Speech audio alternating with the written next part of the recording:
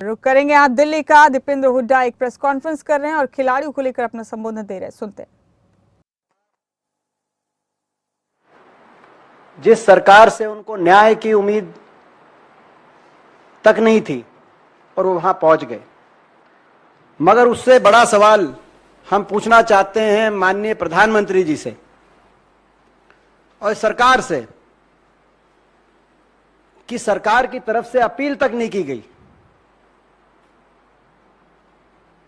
जो मंत्री प्रधानमंत्री जी से लेकर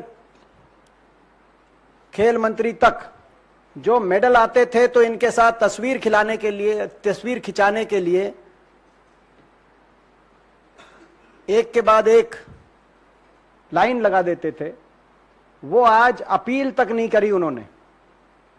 दुनिया में क्या संदेश गया आप अंदाजा लगा सकते हैं। उन्होंने ये भी नहीं कहा कि आपके साथ न्याय होगा, हम निष्पक्ष जांच कराएंगे, ऐसा मत करिए। यानी कि एक संदेश गया कि आपको तो खिलाड़ियों से ही नहीं, आपको तो इन मेडल से भी घृणा है।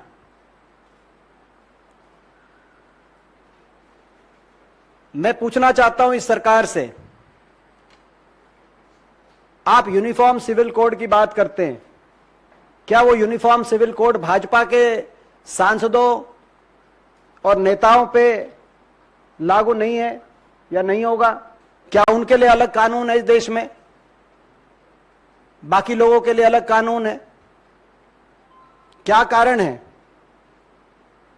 कि सरकार एक ऐसे आरोपी को, जिसपे साथ साथ हमारी बेटियों ने इस तरह का ऐसे गंभीर आरोप लगे हों, पूरी सरकार भारतीय जनता पार्टी ऐसे आरोपी को बचाने के लिए अपनी पूरी मशीनरी झोंक रही हो? क्या कारण है कि यह केवल पहला उदाहरण भी नहीं है। भाजपा की इस तरह के चाल चलित चेहरे को हमने पहले भी देखा। हरियाणा के हमारे खेल मंत्री संदीप सिंह, उन पे इस तरह के आरोप लगे हुए हैं, लेकिन वो आज भी कैबिनेट में। और जब भी कभी कोई बात देश में इस तरह की आती है, हाथरस की बात हो, कठुआ की बात हो, हरियाणा में मंत्री संदीप सिंह पे लगे आरोप की बात हो, या अभी बृजभूषण सांसद पे बात हो, क्यों एक पार्टी ऐसे आरोपियों को बचाने के लिए, का बचाव करने के लिए, एक राजनीतिक दल, नारा था इनका बेटी बचाओ बेटी पढ़ाओ, अब वो नारा खोखला सुनाई दे रहा है। और वो नारा अब लगता है कि नारे की परिभाषा अब हो गई है कि बेटी बचाओ और बेटी भाजपा के नेताओं से हो। क्योंकि यदि अगर भाजपा किसी नेता पे, पदाधिकारी पे गंभीर आरोप लगेंगे किसी बेटी के साथ कोई गलत हरकत करने के, तो सरकार उन बेटियों को न्याय नहीं दिलवाएगी, सरकार उन बेटियों की नहीं सुनेगी। जहां हम प्रश्न पूछ रहे हैं कि प्रधानमंत्री जी ने अपील तक क्यों नहीं करी, खेल मंत्री ने अपील तक क्यों नहीं करी, सरकार ने अपील तक क्यों नहीं करी, वहां दूसरा पहलू यह है कि जो आरोपी है बृजभूषण सांसद, भाजपा सांसद, उनका एक बयान आया कि ये मेडल तो 15 रुपए में मिल जाते हैं, 15 रुपए में। अगर ऐसा है तो ये देश और कांग्रेस पार्टी जितने वो कहेंगे हम उतने रुपए उनको दे देते हैं, तैयार हैं। वो मेडल खरीद के दिखाए, ओलंपिक के मेडल। क्या कारण है कि आज देश की आजादी से अब तक 23 इंडिविजुअल मेडल आए, देश के 23 इंडिविजुअल मेडल। इन 23 इंडिविजुअल मेडल में से 11 अकेले हरियाणा प्रदेश के मेडल हैं। आज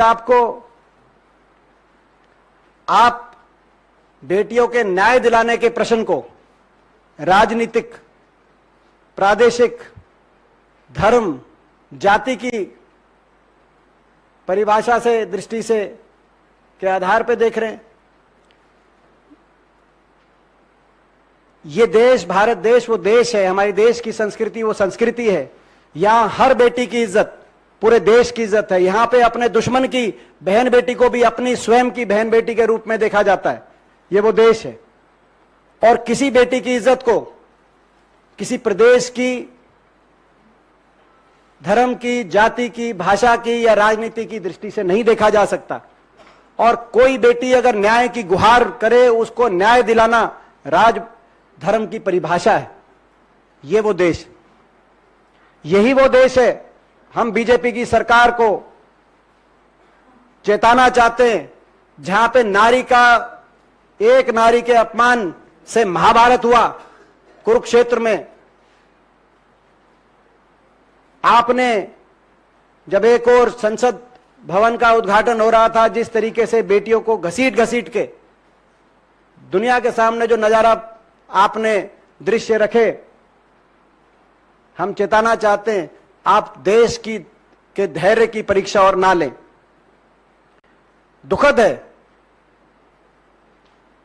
कि इस मामले को, जैसे मैंने कहा कि राजधर्म में बेटी की इज्जत सर्वोपरि है, लेकिन इस मामले को अलग अलग दृष्टि से देखा जा रहा है। आखिर हरियाणा से,